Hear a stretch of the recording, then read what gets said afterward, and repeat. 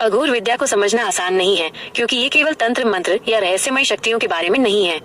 ये एक ऐसा मार्ग है जो आपको उस चरम सत्य से मिलाता है जहाँ सब कुछ समान है, जीवन और मृत्यु, सुख और दुख, पवित्र और अपवित्र। बाबा कौन होते हैं?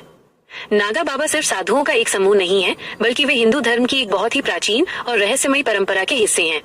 ये कहानी है एक युवा इतिहासकार आदित्य की, जो कुंभ मेले में नागा बाबाओं के इतिहास पर शोध करने गया था।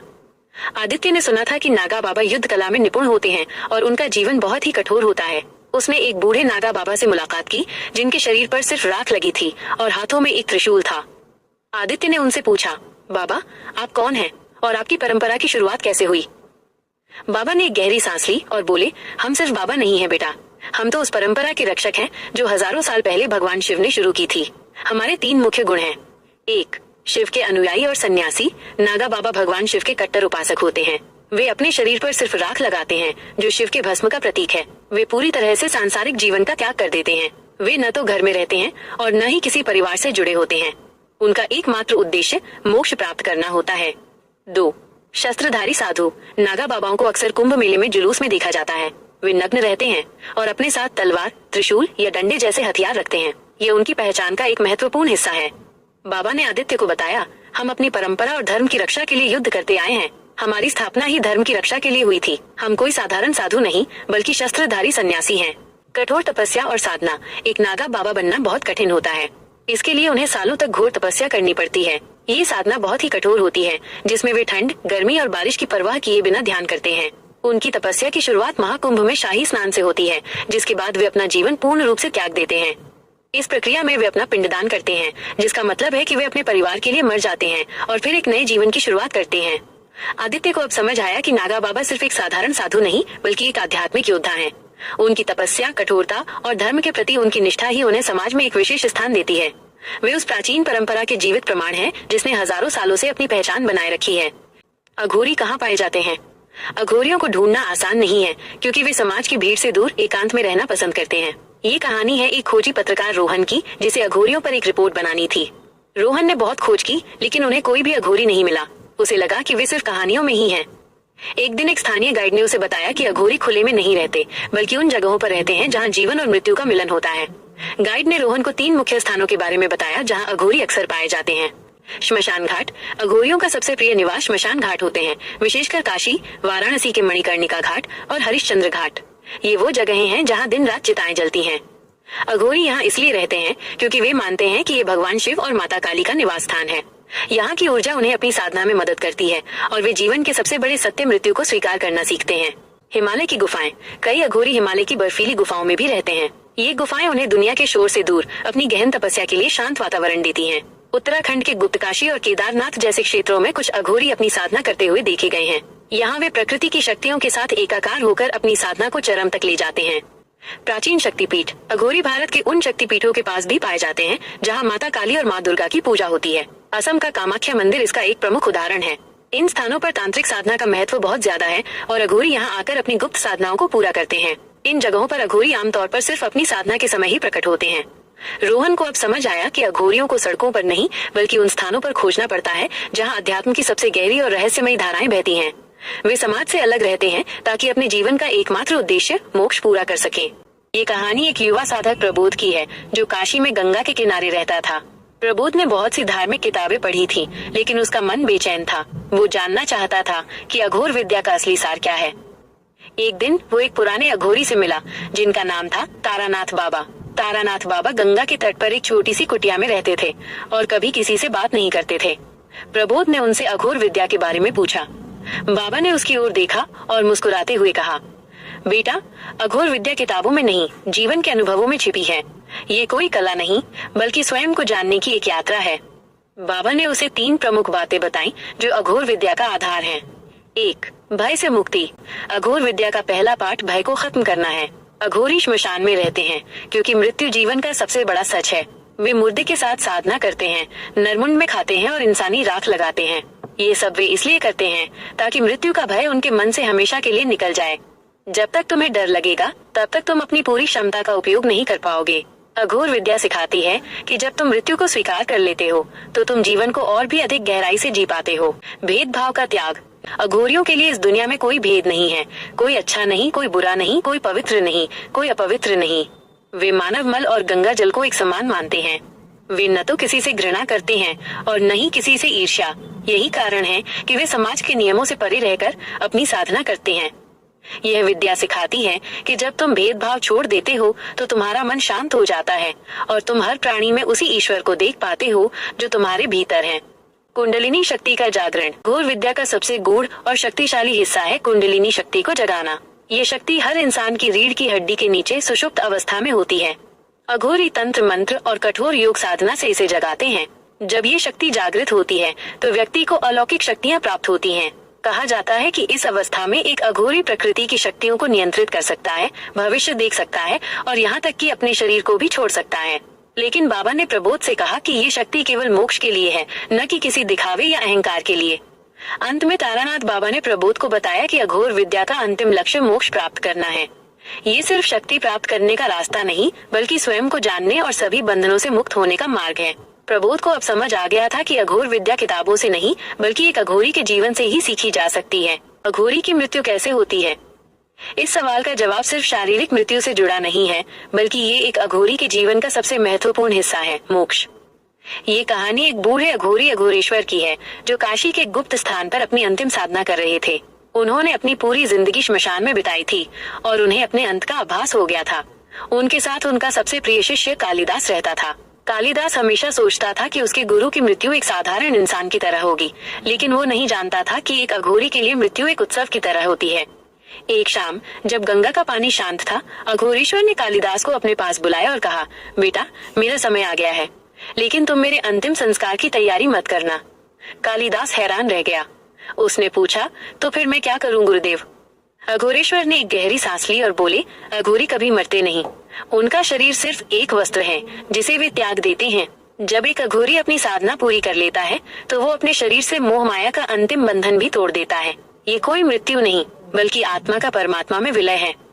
बाबा ने उसे समझाया कि एक आम इंसान का अंतिम संस्कार इसलिए किया जाता है ताकि उसकी आत्मा शरीर से मुक्त हो जाए, लेकिन एक अघोरी अपनी साधना से ही अपनी आत्मा को इतना शुद्ध कर लेता है कि उसे किसी बाहरी क्रिया की जरूरत नहीं पड़ती। वो अपनी इच्छा से प्राणों को त्याग सकता है। इस क्रिया को महाप्रयाण कहते हैं। कुछ घंटों बाद अघोरेश्वर ने पद्मासन में बैठकर आंखें बंद कर लीं। उनका शरीर धीरे धीरे शांत होने लगा। कालिदास ने देखा कि उनके चेहरे पर कोई पीड़ा नहीं थी, बल्कि एक अद्भुत शांति और चमक थी। कुछ ही देर में अघोरेश्वर की आत्मा उनके शरीर से निकल गई। उनका शरीर वैसे ही शांत और स्थिर रहा जैसे कि वो गहरी समाधि में हो। अगली सुबह कालिदास ने अपने गुरु के शरीर को गंगा में प्रवाहित कर दिया। ये इसलिए किया जाता है ताकि अघोरी का शरीर 5 तत्वों में विलीन हो जाए और प्रकृति का हिस्सा बन जाए बिना किसी कर्मकांड के। इस तरह अघोरेश्वर का अंत एक नई शुरुआत बन गया। उनकी आत्मा हमेशा के लिए शिव में लीन हो गई। एक अघोरी की मृत्यु एक साधना का परिणाम होती है, जहाँ वे जीवन के सबसे बड़े डर मृत्यु को जीत लेते हैं और अपने आप को ब्रह्मांड की चेतना में मिला लेते हैं। अघोरी शक्ति क्या है? अघोरी शक्ति केवल मंत्र तंत्र या चमत्कार दिखाने की शक्ति नहीं है, बल्कि ये उससे कहीं अधिक गहरी और गूढ़ है। ये उस परम सत्य को जानने की शक्ति है जो हर जगह मौजूद है। ये कहानी एक राजा की है जिसका नाम विक्रम था। विक्रम एक शक्तिशाली राजा था, लेकिन वो हमेशा अलौकिक शक्तियों की तलाश में रहता था। उसे पता चला कि हिमालय में एक अघोरी बाबा रहते हैं जिनके पास असीम शक्तियां हैं। राजा उन शक्तियों को प्राप्त करने के लिए बेचैन हो उठा और वो उस अघोरी के पास गया। अघोरी बाबा एक गुफा में तपस्या कर रहे थे। जब राजा ने उनसे शक्तियां मांगी तो बाबा मुस्कुराए और बोले, तुम जिस शक्ति की तलाश में हो वो तुम्हारी सोच से बहुत अलग है। तुम सोचते हो कि ये शक्ति जादू है, लेकिन ये तो जीवन और मृत्यु को एक समान समझने का ज्ञान है। बाबा ने राजा को अघोरी शक्ति के 3 मुख्य स्तंभों के बारे में बताया। 1. एकाग्रता की शक्ति। अघोरी अपनी चेतना को इतना केंद्रित कर लेते हैं कि वे अपने मन और शरीर पर पूरा नियंत्रण पा लेते हैं। वे महीनों तक बिना खाए पिए रह सकते हैं और ठंडे से ठंडे मौसम में भी बिना कपड़ों के ध्यान कर सकते हैं।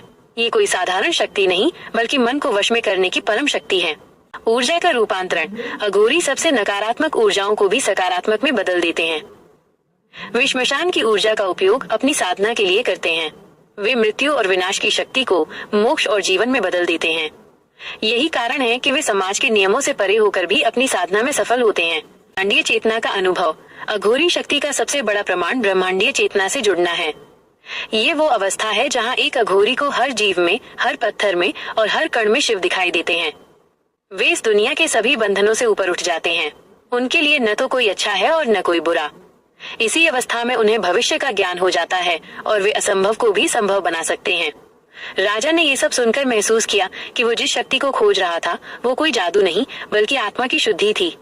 अघोरी शक्ति का मतलब ये नहीं कि आप किसी को नियंत्रित कर सकते हैं, बल्कि ये है कि आप खुद को नियंत्रित कर सकते हैं और जीवन के हर पहलू को स्वीकार कर सकते हैं। राजा ने बाबा के चरणों में अपना सिर झुकाया और समझ गया कि अघोरी शक्तियाँ प्राप्त करने के लिए पहले अपने मन को जीतना पड़ता है। अघोरी क्या है? शिव के उपासक अघोरी भगवान शिव के अघोर रूप के अनुयायी होते हैं। कापालिक परंपरा, ये कापालिक परंपरा से संबंधित है जो शैव धर्म का एक तांत्रिक गैर पौराणिक रूप है। अद्वैतवादी दृष्टिकोण, वे मानते हैं कि ईश्वर हर वस्तु में मौजूद है, चाहे वो समाज की दृष्टि से कितनी भी निंदनीय क्यों न हो। वे अपने पास एक नरमुंड मानव खोपड़ी रखते हैं जिसे वे भोजन और मदिरा के पात्र के रूप में इस्तेमाल करते हैं। श्मशान निवासी, अघोरी ज्यादातर श्मशान स्थलों के पास रहते हैं क्योंकि वे इसे शिव और काली का निवास मानते हैं। वेशभूषा, उनके शरीर पर राख लगी होती है, वे जटा रखते हैं और मुंडमाला पहनते हैं। साधना के तरीके, उनकी साधना में शव भक्षण, कच्चा मांस खाना, तंत्र मंत्र और अजीबोगरीब शारीरिक क्रियाएं शामिल हो सकती हैं, जो समाज के नियमों को चुनौती देती हैं। अघोर साधना का मूल उद्देश्य सभी प्रकार की सामाजिक और मानसिक सीमाओं को तोड़ना है, ईश्वर में लीन होना। वे हर बंधन और मोह माया से ऊपर उठकर शिव के साथ एकात्मता का अनुभव करना चाहते हैं। मोक्ष की प्राप्ति, अघोरी गहरी तपस्या में लीन होकर मोक्ष की प्राप्ति का प्रयास करते हैं। अघोर गायत्री मंत्र क्या है? ये कहानी है एक सन्यासी की जिसका नाम था रुद्रानंद। रुद्रानंद ने अपना पूरा जीवन भगवान शिव की आराधना में बिताया था, लेकिन वो हमेशा एक रहस्य की खोज में रहते थे। वो रहस्य था अघोर गायत्री मंत्र। उन्हें लगता था कि ये सिर्फ एक मंत्र नहीं बल्कि ब्रह्मांड के सबसे गहरे रहस्यों की चाबी है। रुद्रानंद की खोज उन्हें हिमालय की बर्फीली गुफाओं से लेकर वाराणसी के शमशान घाटों तक ले गई। उन्होंने कई वर्षों तक घोर तपस्या की, लेकिन हर बार उन्हें सिर्फ खंडित जानकारी ही मिलती थी। कई साधुओं ने उन्हें डराया कि ये मंत्र इतना शक्तिशाली है कि इसे हर कोई धारण नहीं कर सकता। इसे केवल वे ही जान सकते हैं जो जीवन और मृत्यु के बीच की रेखा को मिटा चुके हों, जो अघोरी बन चुके हों।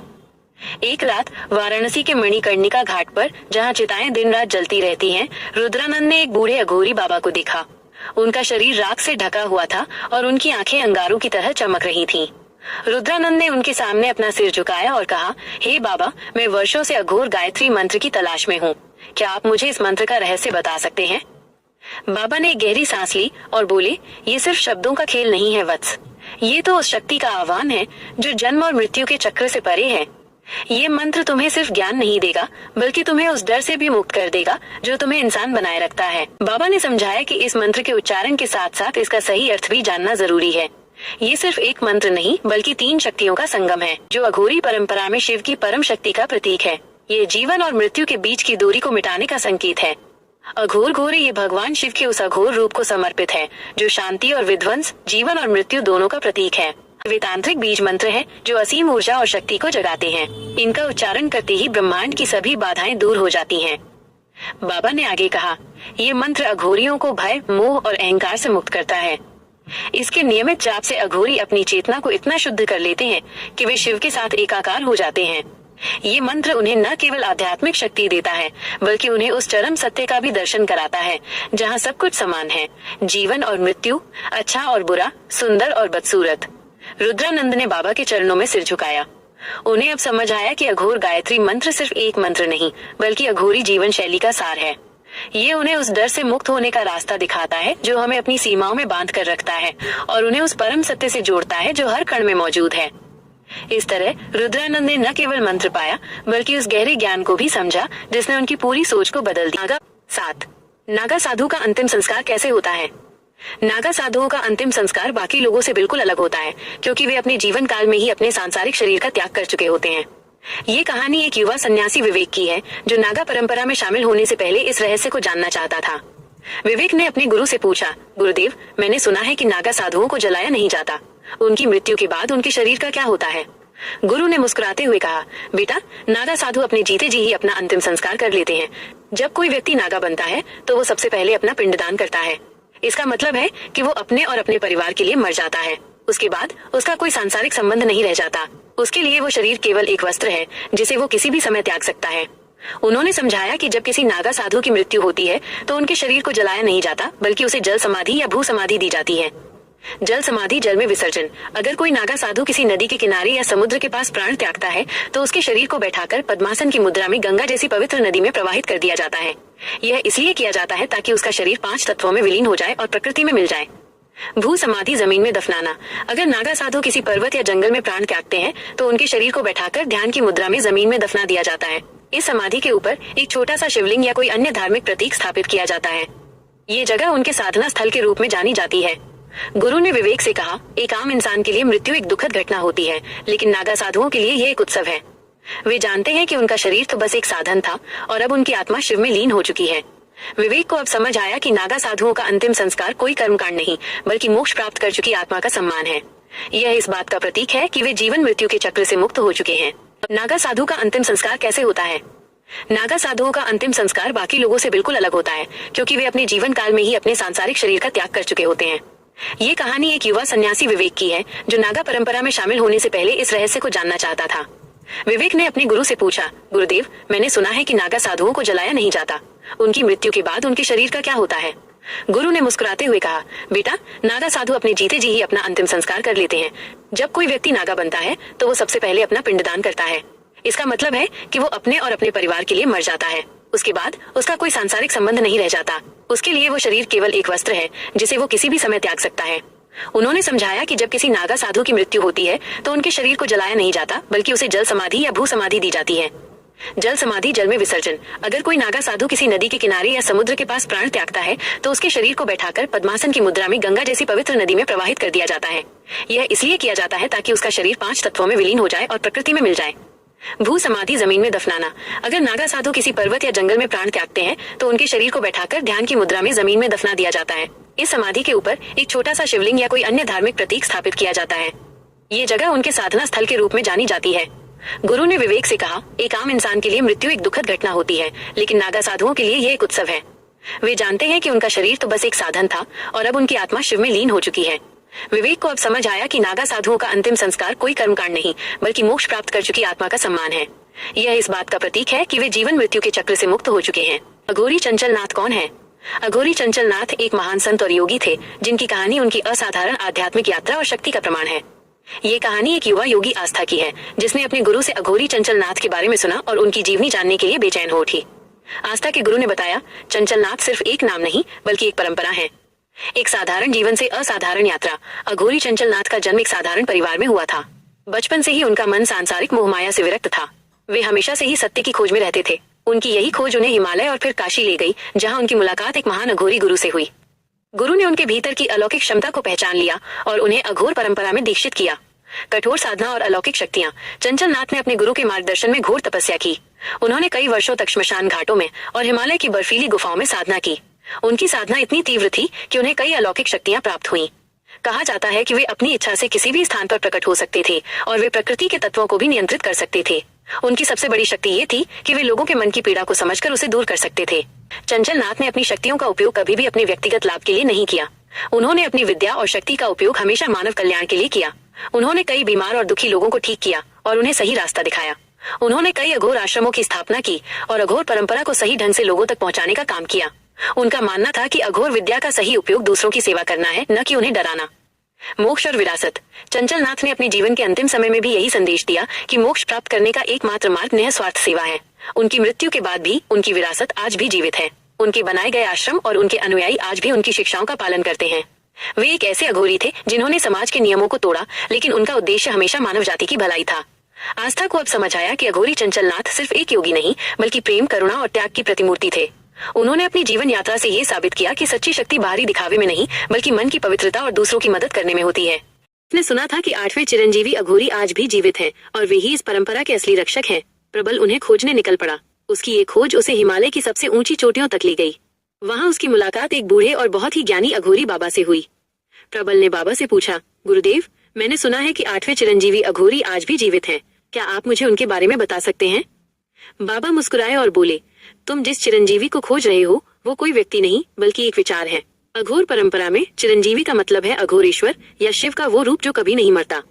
बाबा ने उसे समझाया कि 8 चिरंजीवी हिंदू धर्म में हैं, जैसे हनुमान, अश्वत्थामा, बलि, व्यास, विभीषण, कृपाचार्य, परशुराम और मार्कंडेय। लेकिन अघोरियों के लिए अघोरेश्वर ही चिरंजीवी हैं, क्योंकि वे जन्म और मृत्यु के चक्र से परे हैं। अघोरी अपनी साधना से इसी अघोरेश्वर रूप में विलीन होना चाहते हैं। उन्होंने आगे कहा, अघोरी कभी भी अमरता की तलाश नहीं करते। वे तो अमरता को अनुभव करना चाहते हैं, जो कि उनकी आत्मा का शिव के साथ मिलन है। वे जानते हैं कि ये शरीर तो नश्वर है, लेकिन उनकी आत्मा अमर है। प्रबल को अब समझ आया कि 8वें चिरंजीवी अघोरी कोई व्यक्ति नहीं, बल्कि वो अवस्था है जहाँ अघोरी अपनी चेतना को इतना शुद्ध कर लेते हैं कि वे स्वयं अमरता को प्राप्त कर लेते हैं। अघोरी और औघड़ में क्या अंतर है? अक्सर लोग अघोरी और औघड़ को एक ही मानते हैं, लेकिन इन दोनों के बीच एक सूक्ष्म लेकिन महत्वपूर्ण अंतर है। ये कहानी एक जिज्ञासु यात्री विमल की है, जो वाराणसी की गलियों में घूमते हुए इस अंतर को समझना चाहता था।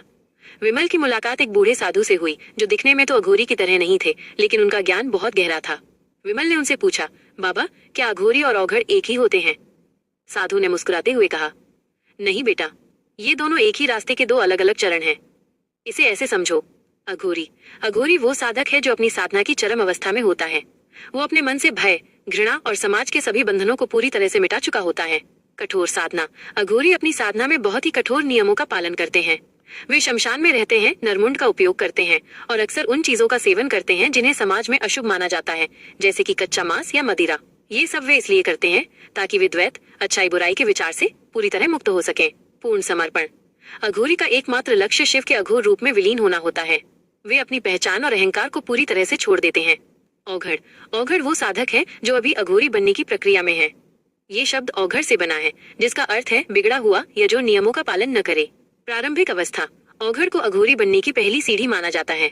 वे भी समाज के नियमों को नहीं मानते, लेकिन उनकी साधना उतनी कठोर नहीं होती जितनी एक पूर्ण अघोरी की होती है। वे भी श्मशान में रह सकते हैं, लेकिन उनका व्यवहार अघोरियों की तरह चरम नहीं होता। साधना का मार्ग। औघड़ अपनी साधना के माध्यम से अपने भीतर के भय और अहंकार को खत्म करने का प्रयास करते हैं। वे मोक्ष की ओर बढ़ रहे होते हैं, लेकिन उन्होंने अभी तक वो चरम अवस्था प्राप्त नहीं की होती जो एक अघोरी को मिलती है। साधु ने विमल को समझाया, हर अघोरी एक औघड़ होता है, लेकिन हर औघड़ अघोरी नहीं बन पाता। औघड़ वो यात्री है जो अपनी यात्रा शुरू कर रहा है, जबकि अघोरी वो है जिसने अपनी मंजिल लगभग पा ली है। विमल को अब समझ आ गया कि अघोरी और औघड़ दोनों एक ही परंपरा का हिस्सा हैं, लेकिन वे साधना के अलग अलग चरणों को दर्शाते हैं। बस कौन कौन सी शक्तियाँ होती हैं? अघोरियों की शक्तियों के बारे में कई कहानियां और किंवदंतियां प्रचलित हैं, लेकिन ये शक्तियां सिर्फ जादू टोना नहीं बल्कि उनकी कठोर साधना का परिणाम होती हैं। ये कहानी एक विदेशी पर्यटक एलेक्स की है, जो भारत में अध्यात्म की खोज में आया था और एक अघोरी से मिला। एलेक्स ने उस अघोरी बाबा से पूछा, बाबा, क्या सच में आप लोगों के पास अलौकिक शक्तियां होती हैं? बाबा ने एक गहरी सांस ली और बोले, शक्तियां हर इंसान के पास होती हैं, लेकिन हम उन्हें जगाना जानते हैं। हमारी शक्तियां बाहरी दुनिया को बदलने के लिए नहीं, बल्कि खुद को बदलने के लिए होती हैं। उन्होंने एलेक्स को अघोरियों की 3 मुख्य शक्तियों के बारे में बताया। 1. मानसिक नियंत्रण और सहनशीलता। अघोरी अपनी साधना से अपने मन पर इतना नियंत्रण कर लेते हैं कि वे शरीर की सभी सीमाओं को पार कर सकते हैं। वे बिना कपड़ों के कड़ाके की ठंड में रह सकते हैं, बिना खाए पिए कई दिनों तक ध्यान कर सकते हैं और उन्हें किसी भी तरह का शारीरिक दर्द महसूस नहीं होता। ये सिर्फ शारीरिक शक्ति नहीं, बल्कि मन को पूरी तरह से वश में करने की शक्ति है। 2. नकारात्मक ऊर्जा का रूपांतरण। अघोरी श्मशान घाटों में रहते हैं और मृत्यु की ऊर्जा का उपयोग अपनी साधना के लिए करते हैं। वे उन चीजों का सेवन करते हैं जिन्हें समाज में अशुभ माना जाता है, ताकि वे नकारात्मक ऊर्जा को भी सकारात्मक ऊर्जा में बदल सकें। इस शक्ति से वे अपने आसपास के वातावरण को शुद्ध कर सकते हैं और दूसरों के दुख को भी दूर कर सकते हैं। भविष्य का ज्ञान और आध्यात्मिक दृष्टि। अघोरी जब अपनी साधना की चरम अवस्था में होते हैं तो वे अपनी तीसरी आंख को जगा लेते हैं। इस आध्यात्मिक दृष्टि से वे न केवल भविष्य देख सकते हैं, बल्कि वे लोगों के मन को भी पढ़ सकते हैं। वे जानते हैं कि किस व्यक्ति को किस समस्या का सामना करना पड़ रहा है और उसका समाधान क्या है। ये शक्ति उन्हें दूसरों का मार्गदर्शन करने में मदद करती है। एलेक्स को अब समझ आया कि अघोरियों की शक्तियां कोई दिखावा नहीं, बल्कि उनकी गहन साधना और तपस्या का परिणाम है। वे इन शक्तियों का उपयोग दूसरों की मदद करने के लिए करते हैं, न कि अहंकार के लिए। अघोरी बनने की न्यूनतम उम्र क्या होती है? अघोरी बनने के लिए कोई निर्धारित उम्र नहीं होती, क्योंकि ये कोई नौकरी या पेशा नहीं है। ये तो एक आध्यात्मिक यात्रा है जो किसी भी उम्र में शुरू हो सकती है, लेकिन इसके लिए कुछ विशेष योग्यताएं जरूरी होती हैं। ये कहानी एक युवा साधक प्रकाश की है, जो अघोरी परंपरा में शामिल होना चाहता था। प्रकाश एक बहुत ही ज्ञानी युवा था। उसने बहुत सी धार्मिक किताबें पढ़ी थी और वो अघोरी बनकर मोक्ष प्राप्त करना चाहता था। एक दिन वो एक पुराने अघोरी से मिला और उनसे पूछा, बाबा, मेरी उम्र अभी कम है, क्या मैं अघोरी बन सकता हूँ? बाबा मुस्कुराए और बोले, वत्स, अघोरी बनने के लिए उम्र नहीं, बल्कि तुम्हारी आत्मा की तैयारी देखी जाती है। अघोरी परंपरा में शामिल होने के लिए 3 चीजें बहुत जरूरी हैं। 1. संसार से विरक्ति। पहली और सबसे जरूरी शर्त है कि व्यक्ति का मन सांसारिक मोह माया से पूरी तरह विरक्त हो चुका हो। उसे परिवार, धन और मान सम्मान की कोई परवाह न हो। अगर मन में थोड़ी सी भी इच्छा बाकी है तो अघोरी साधना संभव नहीं है। गुरु का आशीर्वाद और मार्गदर्शन। अघोरी परंपरा में गुरु का महत्व सर्वोपरि है। एक व्यक्ति बिना गुरु के अघोरी नहीं बन सकता। गुरु ही शिष्य को दीक्षा देते हैं और उसे अघोर साधना के कठोर नियमों का पालन करना सिखाते हैं। बिना गुरु के ये मार्ग बहुत ही खतरनाक हो सकता है। 3. निडरता और सहनशीलता। अघोरी साधना बहुत ही कठिन और भयावह होती है। एक साधक को हर तरह के डर से मुक्त होना पड़ता है। उसे श्मशान में रहना पड़ता है और ऐसी साधनाएं करनी पड़ती है जो समाज के लिए सामान्य नहीं है। इसलिए एक साधक के पास असीम निडरता और शारीरिक व मानसिक सहनशीलता होनी चाहिए। बाबा ने प्रकाश से कहा, तुम अभी उम्र के बारे में सोच रहे हो, लेकिन अघोरी बनने के लिए मन की उम्र देखनी पड़ती है। अगर तुम्हारा मन तैयार है तो तुम किसी भी उम्र में इस मार्ग पर चल सकते हो।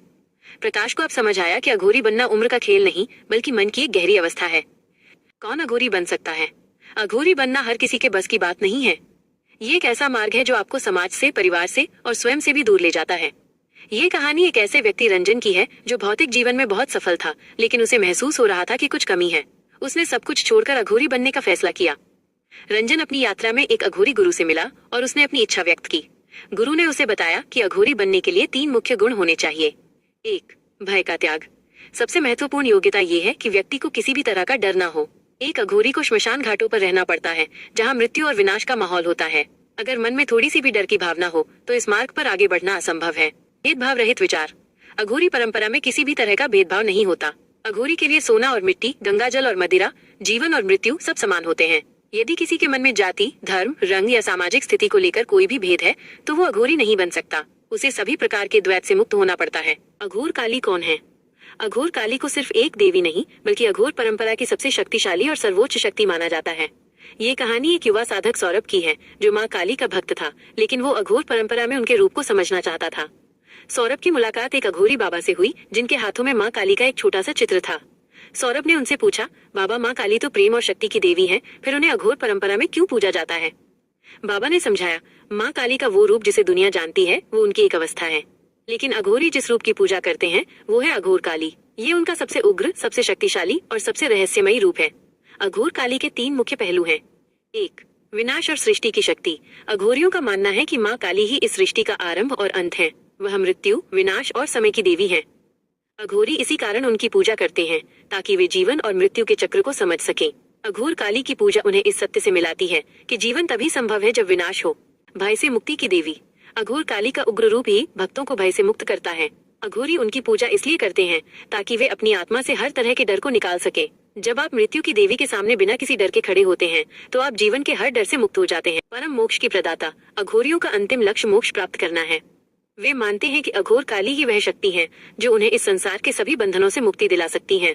उनकी पूजा करने से अघोरी अपनी कुंडलिनी शक्ति को जागृत करती हैं और अपनी चेतना को परम सत्य से जोड़ती हैं। सौरभ को अब समझ आया कि अघोर काली सिर्फ एक देवी नहीं बल्कि वो परम शक्ति है जो जीवन, मृत्यु और मोक्ष के सभी रहस्यों को समेटे हुए हैं। अघोरी नाग साधु क्या खाते हैं? अघोरी नाग साधुओं का खान पान बहुत ही अलग और रहस्यमयी होता है जो उनकी साधना का एक हिस्सा है।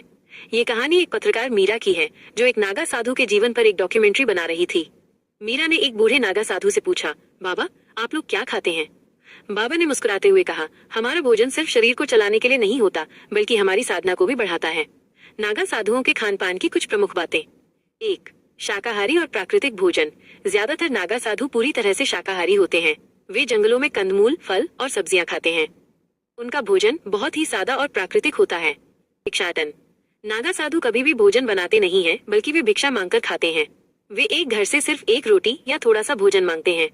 ऐसा करने से उनका अहंकार खत्म होता है और वे ये स्वीकार करते हैं कि वे पूरी तरह से ईश्वर पर निर्भर हैं।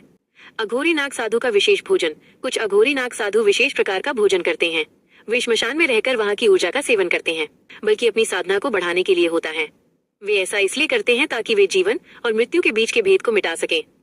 मीरा को अब समझ आया कि नागा साधुओं का भोजन सिर्फ पेट भरने के लिए नहीं होता बल्कि ये उनके जीवन का एक आध्यात्मिक अभ्यास है जो उन्हें मोह माया से दूर रखता है। सबसे शक्तिशाली अघोरी कौन है? इस सवाल का जवाब देना बहुत ही कठिन है क्योंकि अघोरी परंपरा में शक्ति का मूल्यांकन भौतिक रूप से नहीं बल्कि आध्यात्मिक रूप से किया जाता है। हालांकि एक नाम जो अक्सर सबसे शक्तिशाली अघोरी के रूप में लिया जाता है वो है अघोरेश्वर भगवान राम। ये कहानी एक युवा साधक विवेक की है जो काशी में रहकर अघोर परंपरा का अध्ययन कर रहा था। उसने अपने गुरु से पूछा, गुरुदेव, सबसे शक्तिशाली अघोरी कौन है? क्या उसका नाम इतिहास में लिखा है? गुरु ने मुस्कुराते हुए कहा, बेटा, असली शक्ति नाम में नहीं बल्कि साधना में होती है। लेकिन अगर तुम सबसे शक्तिशाली अघोरी के बारे में जानना चाहते हो तो वो है अघोरेश्वर भगवान राम।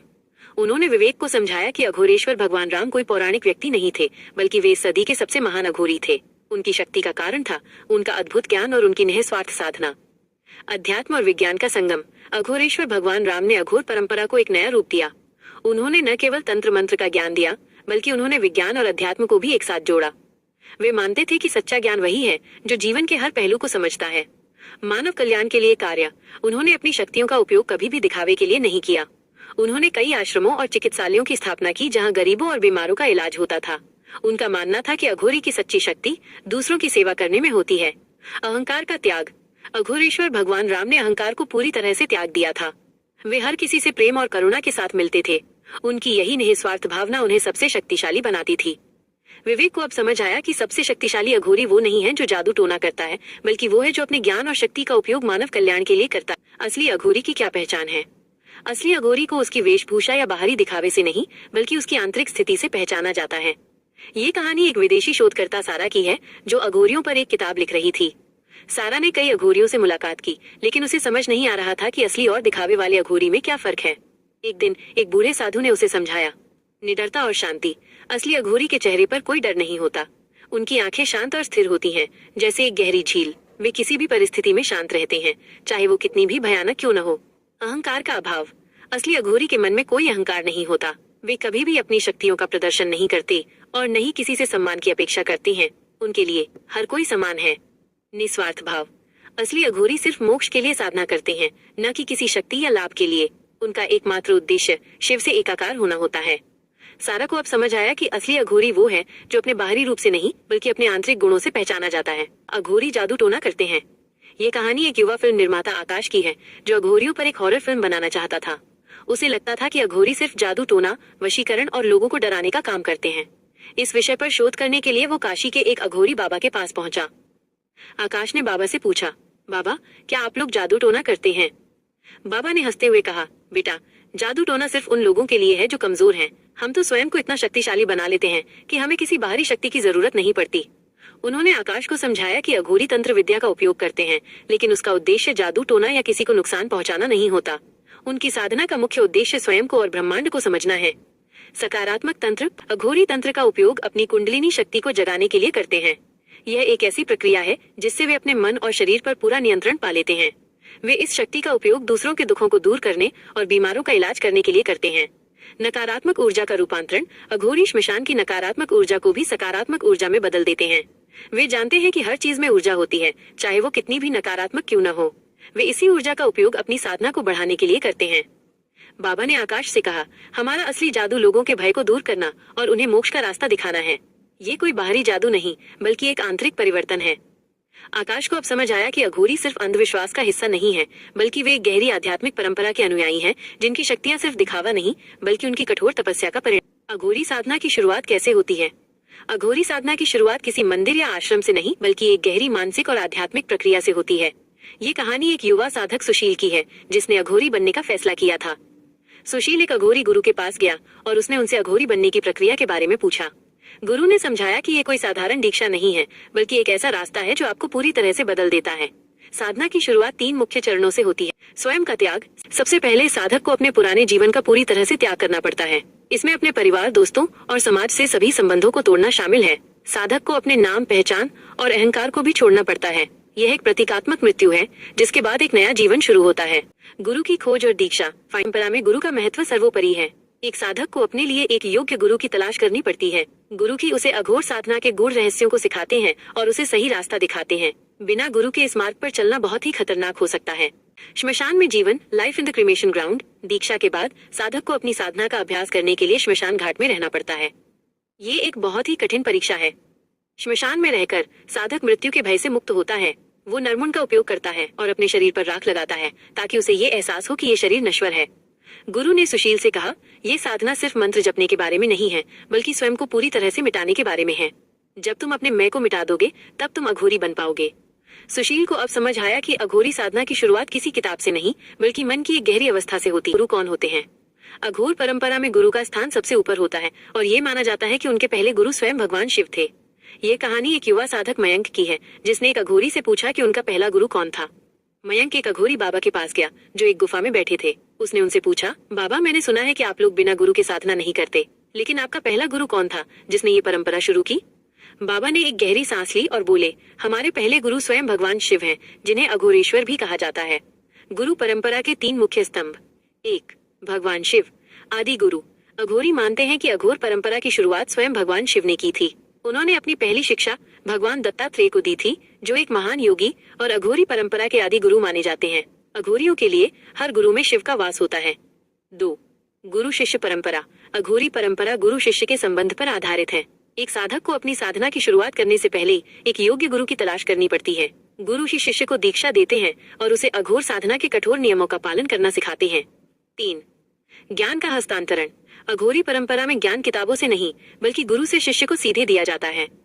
गुरु अपने शिष्य को न केवल मंत्र और तंत्र सिखाते हैं, बल्कि उसे जीवन का सही मार्ग भी दिखाते हैं।